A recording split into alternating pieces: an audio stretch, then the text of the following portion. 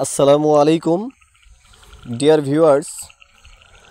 আমি আজকে আপনাদেরকে দেখাবো গ্রেড বিম করতে গেলে কি কি সমস্যার সম্মুখীন হতে হয় এবং এর সমাধান কি, এটা নিয়ে আমি বিস্তারিত আলোচনা করব। তো প্রথমে যেটা বলতে হচ্ছে সেটা হলো, আমি একজন ইঞ্জিনিয়ারে যখনই সাইডে যাবেন, সাইডে কাজ দেখার জন্য যাবেন, তখনই তার হাতে অবশ্যই ড্রয়িংটা রাখতে হবে এবং ড্রয়িং অনুপাতে তারা কাজ করছে কিনা সেদিকে লক্ষ্য রাখতে হবে। তো আমি প্রথমেই ড্রয়িংটা হাতে নিয়ে দেখার চেষ্টা করলাম। আমাদের যে স্টিরাপের ডিস্টেন্সগুলো আছে, স্টিরাপের যে একটা থেকে আরেকটার দূরত্ব আছে, তো এই দূরত্বগুলা মেপে দেখলাম যে এগুলা ঠিক আছে কিনা। কিছু কিছু জায়গায় ঠিক আছে, বাট কিছু কিছু জায়গায় কিছুটা এদিক সেদিক হয়ে গেছে। কোথাও হাফ ইঞ্চ সরে গেছে, কোথাও আবার 1 ইঞ্চ সরে গেছে, এরকম একটা কন্ডিশনের সৃষ্টি হয়েছে। তো আমি এটা নিয়ে মিস্ত্রির সঙ্গে আলোচনা করলাম। মিস্ত্রিকে বললাম যে এটা এরকম হওয়ার কারণ কি। তারা বললো যে স্যার এটা এক পাশে বাধাই করছি, এই জন্য এরকম হচ্ছে। তো পরবর্তীতে যখন দুই পাশেই বাধাই করব, তো এটা টেনে বেঁধে দিব, ইনশাল্লাহ ঠিক হয়ে যাবে।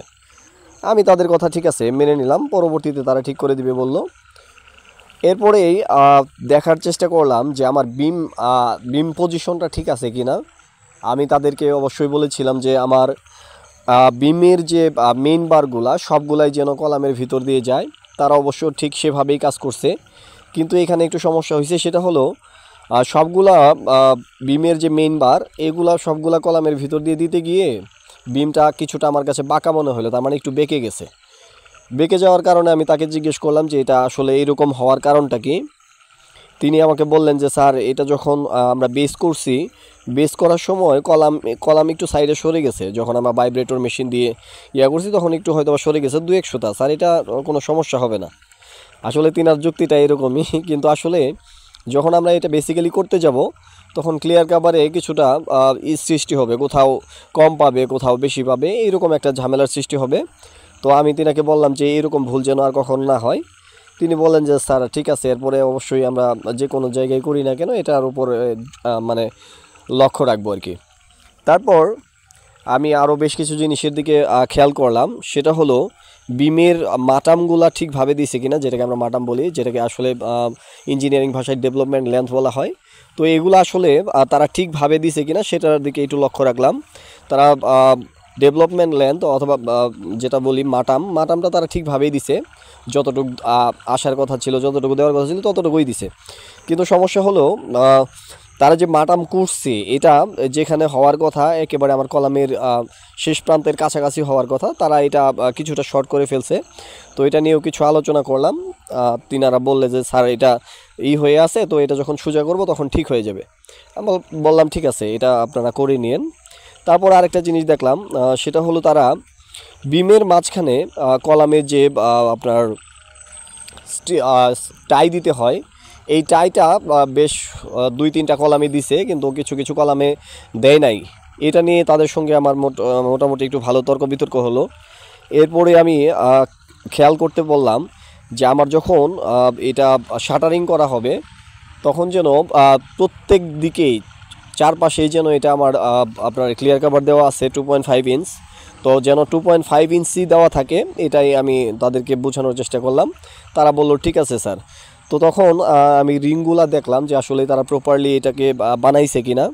রিংয়ের মধ্যে বেশ কিছু সমস্যা ছিল। সেটা হলো রিং আমার এখানে ছিল 7/9, তো তারা এখানে 6.5/8.5 করে ফেলছে কিছু জায়গায়, আবার কিছু জায়গায় 9/6.5 বা 7 এরকম করছে। কিছু কিছু জায়গায় একটু ভুল ছিল। তারপর আমি মিস্ত্রির সঙ্গে বললাম যে আপনারা যে এখানে যে এইটা দিছেন, হুক দিছেন, এই হুকটার লেন্থ আমি যতটুকু ড্রয়িংয়ে দিয়েছিলাম ঠিক ততটুকু নাই, কোনোটা বেশি হয়েছে, কোনোটা কম হয়েছে। আবার যেটা আমি 135 ডিগ্রি অ্যাঙ্গেলে হুক করতে বলছিলাম, তারা করছে 90-95 ডিগ্রি বা 100 ডিগ্রি, 105 ডিগ্রি এরকম। তো তখন আমি বললাম যে এটা এরকম করছেন কেন, আমার তো ড্রয়িংয়ে দেওয়া ছিল 135 ডিগ্রি। তখন তিনি যুক্তি দিলেন যে স্যার, আমার যোগানটা ভালো ছিল না, এখানে করতে গিয়ে অনেকটাই ঝামেলায় পড়ছিলাম, বুকে ব্যথা হয়ে গেছে, নানান ধরনের কিচ্ছা কাহিনী আর কি, যা আসলে মিস্ত্রিরা বলে থাকে। তো তখন আমি বললাম যদি আপনি না পারেন অন্য কাউকে দিয়ে করাতেন যে ভালো পারে। তখন বললো স্যার, এখানে তো আসলে সাইডে আমরাই 2জন কাজ করতেছি, তো রিং বানানোর দায়িত্ব আমারই পড়ছে। তো বললাম ঠিক আছে, যদি বানাতেই হয় তাহলে অবশ্যই ভালো করেই বানাবেন, যেন এটা প্রপারলি হয়। তা না হলে তো এটা শক্তি কিছুটা কমে যাবে, রিংয়ের যে শক্তিটা হওয়ার কথা সেটা কি থাকলো, সেটা তো কিছুটা দুর্বল হয়ে যাবে, তাই না? টান পড়লে এদিকে সরে যাওয়ার সম্ভাবনা থেকে যাবে।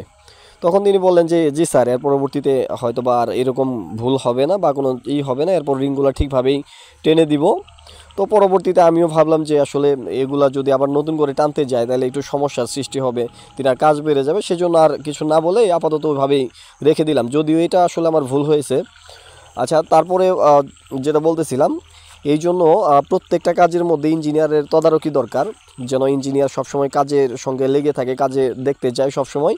এদিকে আসলে লক্ষ্য রাখতে হবে, যারা আসলে নতুন বাড়ি করতে চাচ্ছেন তারা অবশ্যই একজন ভালো মানের ইঞ্জিনিয়ার দিয়ে ড্রয়িং করিয়ে এবং ড্রয়িং অনুপাতে কাজ হচ্ছে কি না সেদিকে একটু লক্ষ্য রাখবেন এবং ইঞ্জিনিয়ার দিয়ে এটা তদারকি করাবেন। আর আমার ভিডিওটি যদি আপনার কোনো উপকারে এসে থাকে তাহলে অবশ্যই সাবস্ক্রাইব করে রাখবেন এবং বেল বাটনে প্রেস করে রাখবেন। পরবর্তী ভিডিওগুলো সবার আগে পেতে অবশ্যই অ্যালার্ম বাটনে প্রেস করে রাখবেন। ভালো থাকবেন সবাই, আসসালামু আলাইকুম।